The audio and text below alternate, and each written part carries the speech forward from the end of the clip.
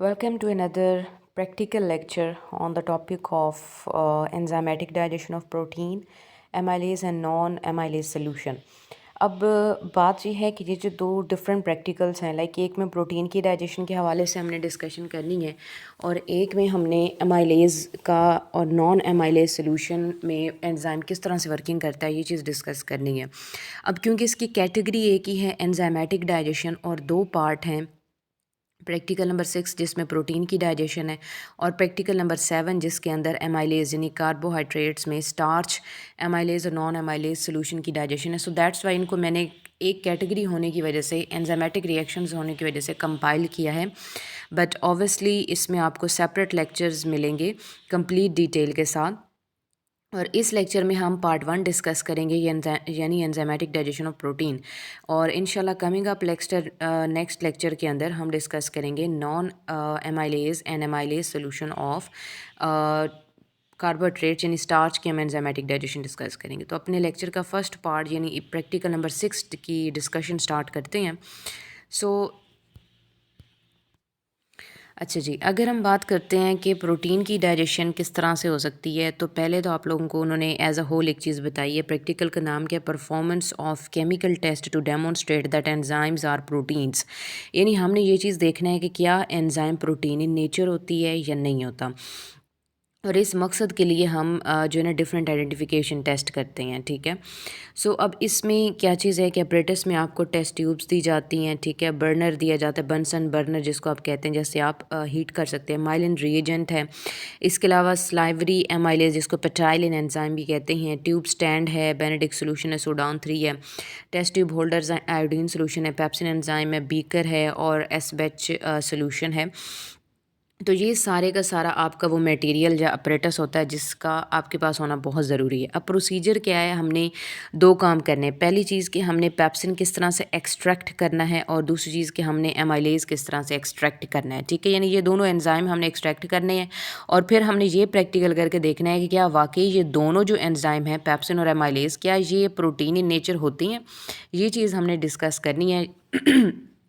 तो सबसे पहले क्या चीज़ है कि आप जो है ना लेबॉर्ट्री की प्रिपेयर सोल्यूशन, यानी आप एक प्रिपेयर्ड सोल्यूशन लेती हैं या आप ख़ुद भी सोल्यूशन बना सकते हैं। 10% सोल्यूशन बनाएंगे जिसमें आपने करना क्या है कि 100 ml वाटर के अंदर आपने 10 ग्राम पेप्सिन पाउडर डाल देना है। ठीक है, और उसको अच्छी तरह से मिक्स करना है ताकि वो डिज़ोल्व हो जाए और आपके पास एक सोल्यूशन बन जाए। अब वो जो टेस्ट ट्यूब थी उसको आपने 5 डिफरेंट पार्ट्स के अंदर जो है ना डिवाइड कर देना, यानी उसमें जो आपने बीकर के अंदर ये 10% सोल्यूशन बनाया है, अब करना क्या है कि आपने उसमें से 5 टेस्ट ट्यूब्स बना लेनी है, यानी BAMES, या इसकी बजाय बेहतर है कि आप उसमें 1 2 3 4 5 लिख लें। ठीक है, तो 1 2 3 4 और 5 करके आपने जो है ना 5 ट्यूब्स बना लेनी है और उन टेस्ट ट्यूब के अंदर ये सोल्यूशन 1 बाय 1 आपने डालते चले जाना। अब हमने यहाँ पे 5 ट्यूब्स क्यों बनाई हैं, डिस्कस तो हमने यही करना है, देखना तो हमने यही है ना कि क्या ये जो पेप्सिन है ये एंजाइम जो है प्रोटीन इन नेचर है या नहीं। तो हमने 5 टेस्ट ट्यूब्स क्यों बनाई हैं, ये आपके माइंड में क्वेश्चन आ रहा होगा। तो देखेंगे स्क्रीन पर आपको 5 डिफरेंट टेस्ट नज़र आ रहे हैं। हर एक टेस्ट ट्यूब में हमने एक टेस्ट जो है परफॉर्म करना है, एक केमिकल यूज़ करना है। सो डेफिनेटली हमने 5 बनाए ताकि हम इन पाँचों को जो है अलग से जो है ना प्रिपेयर कर सकें या अलग से इनकी चेकिंग कर सकें। अब दूसरी चीज़ क्या है, एमाइलेज लेने के लिए आपको क्या करना पड़ता है कि आपने जो है ना एक रबर का पीस लेना है और उसको माउथ के अंदर च्यू करना है। 1 से 2 मिनट के लिए अच्छी तरह उसको जो है ना च्यू करना है। च्यू करने के बाद आपके पास अच्छे खासी क्वांटिटी के अंदर जो है ना स्लाइवा सेक्रीट हो जाएगा। वो स्लाइवा आपने क्या करना है कि एक टेस्ट ट्यूब के अंदर आपने सारे का सारा वो स्लाइवा जो है ना अपने माउथ वाला डाल देना है। तो आपके पास 10 ml इस तरह से जो है ना टेस्ट ट्यूब के अंदर आपने 10 ml की क्वांटिटी में डालना है। बहुत थोड़ी सी क्वांटिटी होती है ये 10 ml, तो वो आपने डालना है। सेम उसी में से थोड़ा सा वाटर डाल के जब आप इक्वल क्वांटिटी उसको सोल्यूशन बना लेंगे, फिर उसकी भी आपने 5 टेस्ट ट्यूब बना लेनी है, 1 2 3 4 और 5 करके। ठीक है, तो 5 टेस्ट ट्यूब्स आपने इस तरह से उसकी भी प्रिपेयर कर लेनी है क्योंकि ये चीज़ बहुत ज़्यादा ज़रूरी है। हमने अभी बात की है कि हमने डिफरेंट क्योंकि टेस्ट करने हैं रिएजेंट्स के, सो दैट्स वाई ये ज़रूरी है कि आप 5 टेस्ट ट्यूब्स बना लें इनकी। अब यहाँ पर आप ये सोच रहे होंगे कि अगर हमने एमाइलेज़ लेना था तो हम रबर क्यों च्यू कर रहे हैं। देखिए हमने स्लाइवरी एमाइलेज़ लेना है, ठीक है? तो कोई चीज़ तो आपको अपने मुँह के अंदर चबानी पड़ेगी जिससे स्लाइवा सेक्रीट होगा। चाहे आप कोई कागज़ भी चबाएँ ना तो उससे स्लाइवा सेक्रीट होता है। यानी आपकी बॉडी तो ये चीज़ देखती है ना, आपका माउथ कैविटी तो ये चीज़ देखता है कि अगर माउथ के अंदर कोई चीज़ है जो कि च्यू की जा रही है तो स्लाइवा डाल के उसको सॉफ्ट करके उसको डाइजेस्ट करने की कोशिश की जाती है। तो इसलिए मैक्सिमम क्वांटिटी के अंदर आपके पास स्लाइवा सेक्रेट हो जाता है। फिर आप उसको जब टेस्ट ट्यूब में सारा कन्वर्ट कर देंगे, ठीक है, उसको सारा आपने टेस्ट ट्यूब में डाल देना है और फिर उसके बाद पानी डाल के तो उसको डाइल्यूट सॉल्यूशन बना लेना है। सो अब आपके पास जो है वो 5 ट्यूब्स बन चुकी हैं नंबर 1 पेप्सिन की और 5 ट्यूब्स बन चुकी हैं नंबर 2 एमाइलेज़ की। अब हमने डिफरेंट टेस्ट करते चले जाना है और चेक करना है कि कितनी क्वांटिटी के अंदर ये हमारी टेस्ट ट्यूब में मौजूद थे। पहला टेस्ट जो होगा वो पहली टेस्ट ट्यूब में आप करेंगे, यानी पहला जो सॉल्यूशन है वो पहले टेस्ट ट्यूब में चेक करेंगे जिसको हम बेनेडिक्ट टेस्ट कह रहे हैं। यहाँ पे आपने जो टेस्ट ट्यूब वाला ओरिजिनल सॉल्यूशन है वो 2 ml ले लेना है। 2 ml उसमें बेनेडिक्ट सॉल्यूशन डाल देना है, यानी कुछ ड्रॉप्स आप डाल देंगे उसके तो 2 ml की इक्वल हो जाएगा, यानी टोटल 4 ml का सॉल्यूशन बन जाएगा। फिर आपने हीट पर इसको जो है ना हल्का हल्का इसको बॉईल करना है। अगर आपके पास ग्रीन फिर रेड फिर येलो कलर अपीयर होता है तो इसका मतलब है कि रिड्यूसिंग शुगर वहाँ पर मौजूद है, ठीक है। तो रिड्यूसिंग शुगर जो है ना वो मौजूद होगा, तो रिज़ल्ट आपके पास जो है वो नेगेटिव आ सकता है। ऑब्वियसली कि अगर आपके पास कलर चेंजेस हो रहे हैं बेनेडिक्ट टेस्ट की वजह से तो इसका तो मतलब है कि आपके पास टेस्ट नेगेटिव आ गया है और इसमें आपके पास पेप्सिन इतनी क्वांटिटी में नहीं है, या आप ये कह सकते हैं कि जो मटेरियल आपके पास था वो पेप्सिन नहीं था, वो कोई कार्बोहाइड्रेट था, ठीक है। एक तो ये चीज़ पता चल जाती है। फिर दूसरा, अगर आप आयोडीन टेस्ट करते हैं 2 ml ही आपने ओरिजिनल सोल्यूशन लिया, थोड़े 1 से 2 ड्रॉप आयोडीन के डाले, अगर वो पर्पल कलर अपीयर होता है तो ऑब्वियसली आयोडीन पर्पल कलर या ब्लूइश कलर देती है स्टार्च के साथ, तो फिर अगेन वही बात है कि कार्बोहाइड्रेट था तो टेस्ट आपका नेगेटिव आ गया, ठीक है जी। अब ये दोनों टेस्ट आपके क्यों नेगेटिव आए हैं? देखिए टेस्ट आपके तो इस वजह से नेगेटिव आए हैं ना कि आप ये चीज़ देखें कि टेस्ट इस वजह से हमारा नेगेटिव आया। अब आप सोच रहे होंगे कि हमने ये चेक करना था कि पेप्सिन प्रोटीन है या नहीं, और हम कार्बोहाइड्रेट्स वाले टेस्ट कर रहे हैं, तो ये क्या चीज़ है? ऑब्वियसली हमने कार्बोहाइड्रेट्स वाले टेस्ट किए हैं, तो हमने तो चेक करना है ना कि जो आपके पास पाउडर था वो वाकई में पेप्सिन है या कोई नकली चीज़ पड़ी है या कोई और चीज़ पड़ी है पेप्सिन की जगह। तो आपने कार्बोहाइड्रेट, लिपिड और प्रोटीन तीनों वाले जो है ना उसके अंदर टेस्ट करने हैं। सो ऑब्वियसली कार्बोहाइड्रेट का टेस्ट तो आपको नेगेटिव ही मिलेगा, क्योंकि वो जो सॉल्यूशन है आपका वो आपका प्रोटीन का सॉल्यूशन है। अगर प्रोटीन के सॉल्यूशन में आप बेनेडिक्ट सॉल्यूशन डाल देंगे तो नेगेटिव ही रिजल्ट आना है। अगर आप आयोडीन टेस्ट करेंगे सो ऑब्वियसली उसमें क्या होगा कि नेगेटिव रिजल्ट ही आएगा, क्योंकि आपका जो मटेरियल है वो मटेरियल प्रोटीन इन नेचर है। तो प्रोटीन इन नेचर के साथ, प्रोटीन के साथ अगर आप ये वाले कार्बोहाइड्रेट का सॉल्यूशन ऐड करेंगे तो ऑब्वियसली आपके पास नेगेटिव रिजल्ट ही आएगा।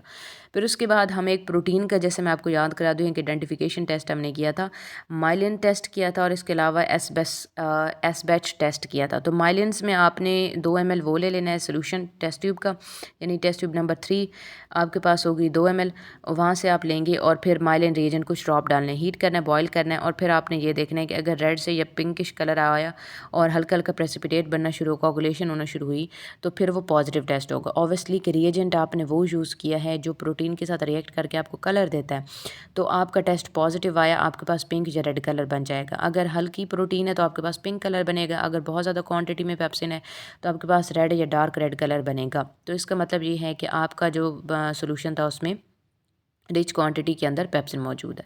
फिर उसके बाद जो है एस बैच टेस्ट। अब ये क्या होता है कि इसमें भी आपने सेम वही 2 ml आप ओरिजिनल सोल्यूशन लेंगे, 2 ml आप ये रिएजेंट डाल देंगे, बॉयल करेंगे, येलो प्रेसिपिटेट अगर बनेगा तो वो आपका क्या होगा कि अगेन वही बात है, पॉजिटिव टेस्ट है। अब आपको मैं एक चीज़ रिकॉल करा दूँ, ये दोनों टेस्ट प्रोटीन के आइडेंटिफिकेशन वाले हैं। सो ऑब्वियसली अगर आप प्रोटीन वाले रिएजेंट ऐड करेंगे तो टेस्ट आपके पास जो है वो पॉजिटिव ही आएगा।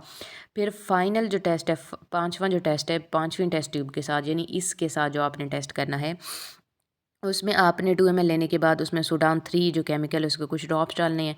अगर उसमें रियल रेड लाइन अपीयर होती है, ठीक है, कि टेस्ट ट्यूब और दरमियान में हल्के सी रेड लाइन आपको नज़र आई, तो वो नेगेटिव टेस्ट होगा, यानी ये पता चल जाएगा कि इसमें लिपिड है। यानी ऑब्वियसली कि हमने 5 टेस्ट किए हैं जिसमें से ये दोनों टेस्ट कार्बोहाइड्रेट वाले थे। जाहिर सी बात है कार्बोहाइड्रेट वाला रिएजेंट प्रोटीन के साथ कैसे रिएक्ट कर सकता है, बॉन्ड ही नहीं बनेगा, रिएक्शन ही नहीं होगा, तो टेस्ट नेगेटिव ही आएगा, वैसे का वैसा पड़ा रहेगा। और अगर आपको कोई कलर शो होता है तो मतलब कि वो कार्बोहाइड्रेट है, आपका सोल्यूशन प्योर नहीं है, ठीक है। इसी तरह अगर लिपिड वाला जो है, अगर तो कोई इस तरह के कलर अपीयर हुआ तो मतलब लिपिड है, आपका जो सोल्यूशन था वो प्योर ही नहीं है, या फिर टेस्ट हो गए नहीं, वो वैसे का वैसे ही पड़ा रहेगा, कोई रिएक्शन ही नहीं होगी। क्यों? क्योंकि जो रिएजेंट है वो लिपिड वाला है, तो ऑब्वियसली वो प्रोटीन के साथ रिएक्शन कैसे कर सकता है। अगर आप जो है ना ये दोनों टेस्ट करते हैं और आपको ये डिफरेंट कलर्स भी अपीयर होते हैं, तो ऑब्वियसली जब कलर चेंजेस होते चले जाएंगे with the passage of time, तो आपका टेस्ट पॉजिटिव है। और पॉजिटिव टेस्ट इस चीज़ की निशानी है कि आपके पास जो क्वांटिटी है वो पेप्सिन की, वो प्योर है, वो प्रोटीन कलर का है, ठीक है, सॉरी प्रोटीन इन नेचर है, और वो आपको डिफरेंट कलर में, रेड में या पिंक में नज़र आता है। ये तो क्वांटिटी पर डिपेंड करता है, अगर क्वांटिटी कम होगी तो वो पिंक कलर का होगा, अगर क्वांटिटी ज़्यादा होगी तो ऑब्वियसली वो रेड कलर का होगा। So that was about the main concern of apparatus भी था, प्रोसीजर भी था, दैट बट प्रोसीजर से ज़्यादा इंपॉर्टेंट यहाँ पर एक आइडेंटिफिकेशन टेस्ट है। इन केस आपको अगर रिटन में, एनुअल रिटन प्रैक्टिकल में ये वाला प्रैक्टिकल आ गया, तो फिर आपसे वो प्रोसीजर पूछ सकते हैं कि आप किस तरह से एक्सट्रैक्ट कर सकते हैं, या हाउ टू गेट एंजाइम, या आपको क्वेश्चन किया जा सकता है how you can get pepsin enzyme. तो फिर आपने ये लिखना होगा कि हम इस तरह से पेप्सिन ले सकते हैं, क्योंकि पाउडर फॉर्म में ये आपको अक्सर लैब में मिल जाता है, जैसे स्टार्च आपको पाउडर फॉर्म में मिल जाती है तो पेप्सिन भी मिल जाता है। हाँ, स्लाइवरी एमाइलेज डेफिनेटली आपको कहीं से नहीं मिलेगा, तो स्लाइवर में ही होगा, तो वो आपको अपने माउथ से सिक्रीट करके डालना पड़ेगा टेस्ट ट्यूब में। और दूसरी बात ये है कि ये टेस्ट आपके बहुत ज़्यादा ज़रूरी हैं। वो आपसे कोई से भी 2 से 3 टेस्ट पूछ सकता है कि प्रोटीन की आइडेंटिफिकेशन आप कैसे करेंगे। लेट से आपसे कोई से 2 पूछता है तो आप फिर डायरेक्टली ये वाले प्रोटीन वाले ही लिख दें। लेट से वो आपसे 3 पूछता है तो आप कोई सा ऊपर वाला एक लिख लें। ये दोनों तो लाज़मी लिखें ताकि आपको पता हो कि हम ये प्रोटीन की पॉजिटिविटी दिखा रहे हैं या पॉजिटिव सोल्यूशन हमने बनाना। और अगर 3 पूछ रहे हैं ना तो ये दोनों तो लाज़मी कर लें, ऊपर से या तो ये कर लें या ये कर लें या ये कर लें, कोई एक कर लें जिसमें आपको ज़्यादा आसानी हो या आपको अच्छी तरह से वो याद हो, ठीक है जी।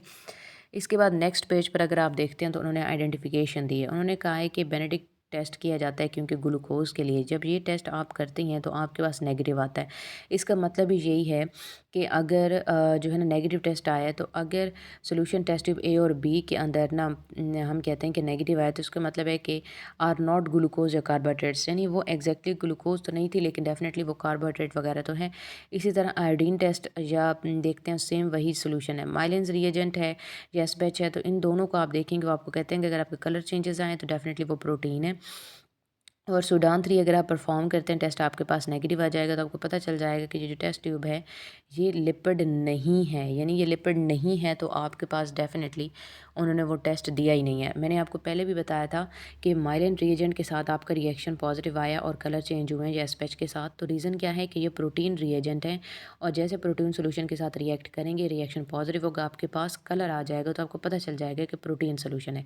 अब बेनेडिक्ट टेस्ट है या आयोडीन टेस्ट है या सूडान 3 है, ये रिएक्शन ही नहीं करते, ये नेगेटिव रिएक्शन शो करते हैं, यानी रिएक्शन होता ही नहीं है। तो इसी वजह से नहीं होता क्योंकि वहाँ पे ना तो कार्बोहाइड्रेट मौजूद है कि ये रिएक्शन कर सकें, ना तो लिपिड मौजूद है कि ये रिएक्शन कर सकें।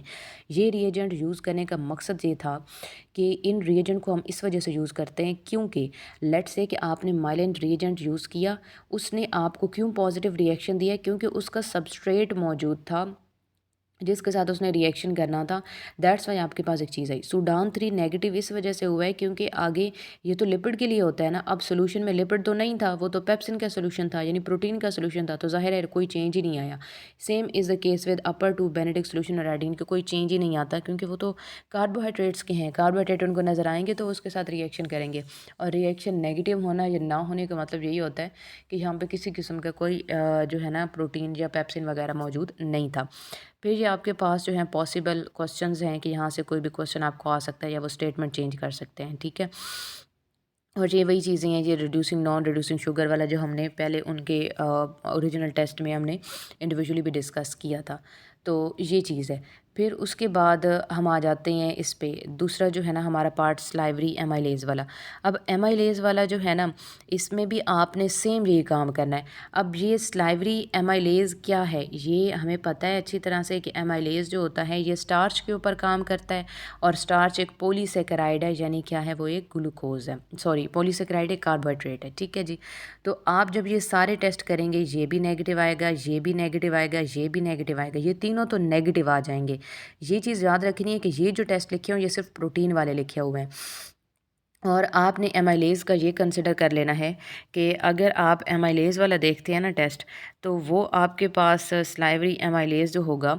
अब आप ये चीज़ देखें कि ये जो इन्होंने ए वाली लेबलिंग करवाई है ना सारी, तो ये आपको ये पड़ी है ए वाली लेबलिंग, ठीक है। तो अब ये ए वाली लेबलिंग किस चीज़ के लिए थी, ये पेप्सिन के लिए है, ठीक है।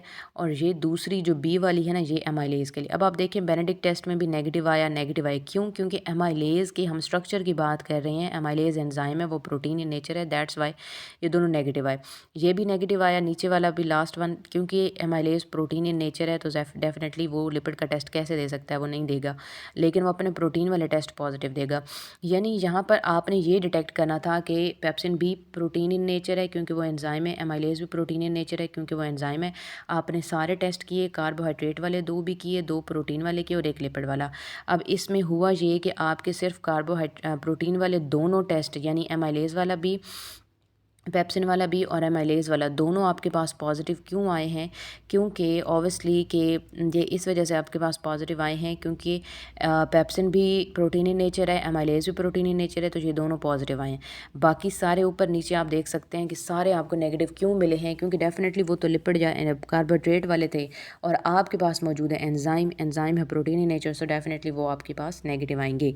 That was the part 1 of this lecture, जिसमें हमने ये डिस्कस किया है कि हमारे पास जो है अगर एंजाइम हो तो हम उसको किस तरह से डिटेक्ट कर सकते हैं और कौन से रिएजेंट यूज़ होंगे, ठीक है। या पॉसिबल क्वेश्चन भी उन्होंने आपको यहाँ पे बता दिए। अब मैं इसका आपको पॉसिबल सैम्पल पेपर दिखा देती हूँ कि इन केस के अगर ये पॉसिबल सैम्पल पेपर आया आपका, तो ये जो पॉसिबल सैम्पल पेपर है ये कैसा होगा।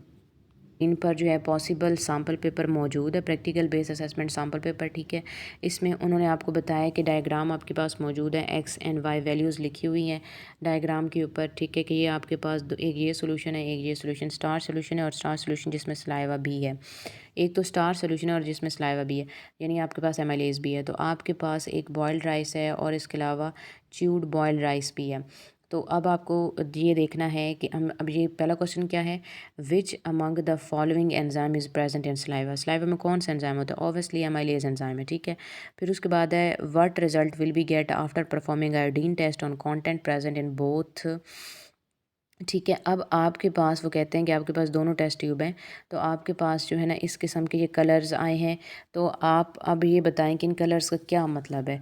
अब देखिए पहला आपके पास क्या था, प्योर स्टार सोल्यूशन है, तो जाहिर सी बात है ब्लू ब्लैक कलर का ये मतलब है कि यहाँ पर सिर्फ स्टार सोल्यूशन मौजूद है, कोई एंजाइम नहीं है। और दूसरी टेस्ट ट्यूब जो है उसके अंदर जिसमें स्टार्च और सलाइवा भी है वो ब्राउन कलर शो करे, क्यों? क्योंकि सलाइवा के एमाइलेज की वजह से वो ब्राउनिश कलर हो गया, ठीक है जी। फिर बी में आपसे ये पूछा गया है कि ब्राउन है और ब्लू, ब्लैक और ब्लू है, सेम अगेन वही बात कि ब्राउन है तो इसका मतलब यही है कि वहाँ पर एंजाइम मौजूद है। ब्लू ब्लैक यहाँ पर भी होगा, आपको मैं एज अ होल बता देती हूँ क्योंकि उन्होंने A B C D change करके बताए हैं। तो आपने ये चीज़ याद रखनी है कि अगर आपके पास ब्राउन कलर आ रहा है तो इसका मतलब कि वहाँ पे ये वाला सोल्यूशन यूज़ हुआ है, स्टार सोल्यूशन और प्लस सलाइवा, और सलाइवा के अंदर क्योंकि एमाइलेज था दैट्स वाई आपको ब्राउन कलर दिया आयोडीन ने। इसके अलावा अगर आपके पास ये ब्लैक ब्लू या ब्लू ब्लैक कलर आ रहा है, तो ब्लू ब्लैक कलर होने का मतलब ये है कि प्योर स्टार्च सोल्यूशन था, दैट्स वाई आईडी ने जब रिएक्ट किया तो वो आपको डार्क ब्लू या ब्लूइश ब्लैक कलर भी शो हो रहा था। इन कलर्स का, इन चीज़ों का ये मकसद है। फिर उसके बाद उन्होंने आपको एंड पर बताया how can we check that chewed rice और starch solution with amylase starch is digested into a sample sugar, के स्टार्च किस तरह से डाइजेस्ट हुआ हमें कैसे पता चलेगा। अब इसका आंसर भी हम देख लेते हैं, ये आगे और पॉसिबल क्वेश्चंस भी उन्होंने बताए हुए हैं। अब यहाँ पर आप देख लें, ये देख सकते हैं आप, ठीक है। कि टेस्ट ट्यूब 1 के अंदर स्टार सोल्यूशन था तो आयोडीन ने इस वजह से ये कलर दिया, ठीक। फिर उसके बाद हमने कहा कि स्टार था तो आयोडीन सोल्यूशन जब दिया तो इस वजह से वो ये वाला कलर शो हुआ एमआरआई की वजह से, सेम इसके केस में भी वही बात है। अब इसमें बेनेडिक्ट सोल्यूशन जो परफॉर्म कर सकते हैं। फिर उन्होंने कहा कि जो है ना अगर आपका स्टार सोल्यूशन है, आपको कैसे पता चलेगा कि स्टार जो है वो डिवाइड करके अपने कंपोनेंट्स में कन्वर्ट हो गया। अब हम ये बात जानते हैं कि जो स्टार्च होता है ये एक पॉलीसैकेराइड है, दैट इज़ अ पॉलीमर। और पॉलीमर किस चीज़ का है, ये पॉलीमर है ग्लूकोज का, यानी हम इंडिविजुअल मोनोमर की बात कर रहे हैं। और क्वेश्चन ये था कि अगर आपके पास च्यूड राइस थे, आपने उसको अच्छी तरह से च्यू किया है, आपको कैसे पता चलेगा कि उसमें मौजूद जो स्टार्च था अब वो ब्रेक डाउन होकर अपने कंपोनेंट्स में कन्वर्ट हो गया। डेफिनेटली जब आपने च्यू किया आपके मुंह में एक सोल्यूशन बन गया, अब अपनी माउथ से वो सॉल्यूशन टेस्ट ट्यूब में डाल देंगे, उसके अंदर बेनेडिक्ट टेस्ट करेंगे, यानी कुछ ड्रॉप आप बेनेडिक्ट सॉल्यूशन के डाल देंगे। आपको अगर उसमें कलर चेंज आना शुरू होता है, ठीक है, यानी ग्रीन से येलो, पहले लाइट ब्लू फिर ग्रीन फिर येलो फिर पिंकिश सा कलर शो होगा, तो आपको पता चल जाएगा कि स्टार्च डाइजेस्ट हो चुका है और ग्लूकोज जो है वहाँ पर मौजूद है। अगर लाइट ब्लू कलर है तो अभी वो बहुत कम डाइजेस्ट हुआ है, अप टू 1 to 10%, इस वजह से उसमें ग्लूकोज की क्वांटिटी कम है। इसी तरह अगर ग्रीन है तो क्वांटिटी ज़्यादा हो जाएगी, ग्लूकोज ज़्यादा हो जाएगा क्योंकि डाइजेशन ज़्यादा हो चुकी है। इसी तरह येलो है तो डाइजेशन थर्ड स्टेज पर पहुंच चुकी है और ज़्यादा हो गई है। अगर पिंक होगा तो डाइजेशन फोर्थ स्टेज पर। अगर रेड आपको कलर शुरू, इसका मतलब है कि सारा स्टार्च डाइजेस्ट होकर कम्प्लीटली ग्लूकोज में कन्वर्ट हो गया। तो इस तरह से हमें पता चल जाता है। दैट्स उन्होंने ये लिखे और ये बाकी क्वेश्चंस के आंसर जो कि पीछे हमने अभी देखे थे। That was about the practical number 6 and I hope कि आपको इसकी अच्छी तरह से समझ आ गई होगी। आपने इसको याद कैसे करना है और इसको अटैम्प्ट कैसे करना है। याद करने का तरीका आपको मैंने प्रीवियस लेक्चर में और the very first practical lecture में भी बताया था कि आपने अपने प्रोसीजर को अच्छी तरह से याद करना है और आपने ये याद रखना है कि हम ये कर क्यों रहे हैं, इसका क्या मकसद है, इसमें हमने चेक क्या चीज़ करनी है। जैसे अगर मैं आपको बताऊं कि अगर हमने प्रैक्टिकल नंबर 6 जो है ये किया है, तो मैंने स्टार्टिंग में ही आपको बताया है कि प्रैक्टिकल नंबर 6 करने का मकसद ये है कि हमारे पास एक तो लैब में सोल्यूशन है पेप्सिन का और दूसरा सलाइवा के अंदर एमाइलेज है। हम ये चेक करना चाहते हैं कि क्या पेप्सिन वाकई प्रोटीन इन नेचर है, वो एंजाइम है या नहीं, और एमाइलेज वाकई ही जो एमाइलेज एंजाइम है वो एंजाइम होने के नाते प्रोटीन इन नेचर है या नहीं। ये हमारा मकसद था, ये हमारा एक मोटिव था कि हमने इसलिए प्रैक्टिकल करना है। फिर हमने ये डिफरेंट रिएजेंट इसीलिए इस्तेमाल किए हैं ताकि हमें पता चल सके कि ये किस चीज़ के साथ कौन सा रिएक्शन देते हैं, जिसमें माइलिन्स और एसपेच का हमारे पास पॉजिटिव इस वजह से आया है क्योंकि डेफिनेटली वो प्रोटीन इन नेचर है, तो उन्होंने अपने रिएजेंट प्रोटीन रिएजेंट के साथ रिएक्ट किया, आपको कलर शो किया। ठीक है, फिर उसके बाद जब आप ये अच्छी तरह से याद कर लेते हैं, हर चीज़ आपको याद हो जाएगी। फिर मैंने आपको एक एज एन एडवाइस कहा था कि अगर आप चाहें, और मैं तो यही सजेस्ट करूँगी कि आप ज़रूर करें, आप जो सैम्पल पेपर आपकी इसी प्रैक्टिकल के एंड पर लिखा हुआ है जो भी मैंने आपको दिखाया है, जैसे क्वेश्चन भी हमने डिस्कस किए हैं, आप लाजमी एक दफ़ा उसको पढ़ लें अपनी सेल्फ एनालिसिस के तौर पे, ताकि आपको समझ आ जाए कि मुझे कितना याद है या मैंने कितना अटैम्प्ट किया। क्योंकि आगे रफ वर्क की जगह भी होती है, क्वेश्चन की आपने देखा है कि स्पेस छूटी हुई है, वहाँ पे आप आंसर लिख सकते हैं, तो वहाँ भी कर लें, या एटलीस्ट उसकी की यानी जो सोल्यूशन है उसके आंसर्स को एक दफ़ा पढ़ लें, ताकि आपको अंदाज़ा हो जाए कि आपने आंसर किस तरह से अटैम्प्ट करना है या आंसर में कौन सी ऐसी बात बिल्कुल टू द पॉइंट और आपने वही लिखना है। ठीक है, सो मिलते हैं नेक्स्ट लेक्चर के अंदर, जिसमें हम एक्सपेरिमेंट नंबर 6 के बाद कि हम इंशाल्लाह अब पार्ट 2 एक्सपेरिमेंट नंबर 7 डिस्कस करेंगे। टिल देन अल्लाह हाफिज़।